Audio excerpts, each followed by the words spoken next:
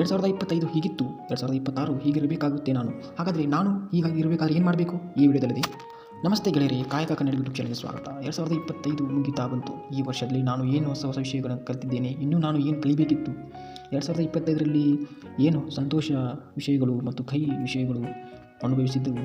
2025ರಲ್ಲಿ ದಿನ ಕಳೀತಾ ಬಂತು. ನಾವು ಇಂಥ ವಿಷಯವನ್ನು ಇನ್ನೂ ಕಲಿಬೇಕಿತ್ತು, ಇನ್ನೂ ತಿಳಿದುಕೊಳ್ಳಬೇಕಿತ್ತು. 2026 ಈ ರೀತಿ ಆಗಬಾರ್ದು. ಹಾಗಾದರೆ ನಾವೇನು ಮಾಡಬೇಕು? ಒಂದು ಟೈಮ್ ಟೇಬಲ್ ಹಾಕ್ಕೊಳ್ಬೇಕು. ನಾವು ಓದೋ ವ್ಯಕ್ತಿ ಆಗಿದ್ದರೆ ಇನ್ನೂ ಎಷ್ಟು ವಿಷಯ ಓದಬೇಕು, ಇನ್ನು ಎಷ್ಟು ದಿನಗಳ, ಎಷ್ಟು ತಿಂಗಳು ಓದಬೇಕು, ಬರೀಬೇಕು. ಪ್ರತಿ ವಾರದ ಟೈಮ್ ಟೇಬಲ್, ಪ್ರತಿ ತಿಂಗಳದ್ದು, ವರ್ಷದ್ದು ಇದೇ ರೀತಿ ಒಂದು ಸಮಯವನ್ನು ನಿಶ್ಚಯ ಮಾಡಬೇಕು. ಎಷ್ಟು ಸಮಯ ಓದಿದೆ, ಇನ್ನು ಎಷ್ಟು ಓದಬೇಕು ಅನ್ನೋದನ್ನು ನಿಶ್ಚಯ ಮಾಡಬೇಕು. ಪ್ರತಿ ವಾರಕ್ಕೆ ನಾವು ಟೆಸ್ಟ್ ಮಾಡ್ಕೊಳ್ಬೇಕು. ಹೀಗೆ ಮುಂದಿನ 1 ತಿಂಗಳು, 2 ತಿಂಗಳು, 6 ತಿಂಗಳು, 1 ವರ್ಷ ತನಕ ಮಾಡಿದರೆ ನಾವು ಓದೋದರಲ್ಲಿ ಸಕ್ಸಸ್ ಆಗ್ತೀವಿ. ಇನ್ನು ಅದೇ ರೀತಿಯಾಗಿ ಗೌರ್ಮೆಂಟ್ ಜಾಬ್ ಮತ್ತು ಖಾಸಗಿ ಉದ್ಯೋಗ ನಾವು ಮಾಡ್ತಾಯಿದ್ರೆ ಇನ್ನು ನಾನು ಈ ವರ್ಷದಲ್ಲಿ ಇನ್ನೂ ಹೆಚ್ಚಿನ ಯಾವ ವಿಷಯ ಸ್ಕಿಲ್ ಕಲಿಬೇಕು.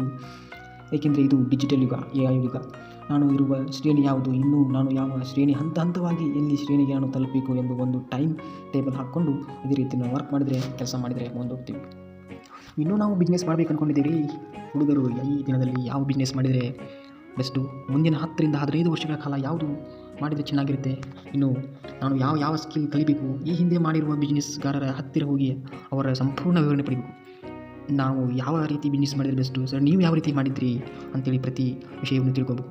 ಈ ರೀತಿಯ ಕೆಲಸವನ್ನು ಮಾಡಬೇಕು ಎಂದಿದ್ದೇನೆ ಎಂದು ಸಂಪೂರ್ಣವಾಗಿ ತಿಳಿದುಕೊಂಡು ಬರಬೇಕು. ಹೀಗೆ ಯಾವುದೇ ಸ್ವಂತ ಉದ್ಯೋಗ ಮಾಡುವವರು 10 ಜನರ ಭೇಟಿ ಮಾಡಿ ಆ ಕೆಲಸದ ಪಾಸಿಟಿವ್ ನೆಗೆಟಿವ್ ವಿಷಯವನ್ನು ತಿಳ್ಕೊಳ್ಬೇಕು. ಒಟ್ಟಾರೆಯಾಗಿ 2025 ಹೀಗಿತ್ತು, ಇನ್ನು 2026ರಲ್ಲಿ ಹೀಗೆ ಆಗಬೇಕು ಅಂದ್ಕೊಂಡಿದ್ದೇನೆ, ಹೀಗಿರಬೇಕು ಎಂದುಕೊಂಡು ಒಂದು ನೀಲಿ ನಕ್ಷೆ ಅಂದರೆ ಒಂದು ಮೈಂಡ್ ಮ್ಯಾಪ್ ಫಿಕ್ಸ್ ಇರಬೇಕು, ತಯಾರು ಮಾಡಿಕೊಂಡು 2026ನೇ ವರ್ಷ ಎಲ್ಲರಿಗೂ ನಾವು ಅಂದುಕೊಂಡಂಥ ಕನಸು ನನಸಾಗಲಿ ಅಂತ ಹೇಳ್ತಾ ಧನ್ಯವಾದಗಳು.